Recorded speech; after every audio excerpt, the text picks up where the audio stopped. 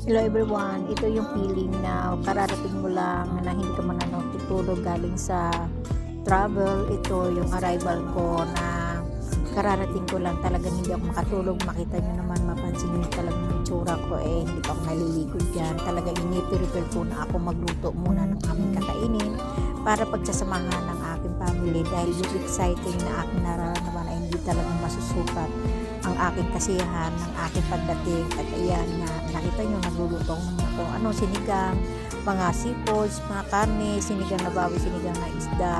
Ayan, kaya nung tanghalian, magsigising na aking mga anak at mga apo ko, nagsama-sama na kaming kumain nila upa. At ayan, masaya si Uma, talagang hindi masusukat ang aking kasiyahan. Sana guys, magustuhan ng aking videos at nagmamahal sa inyo si Uma at all love, love, love, mwah.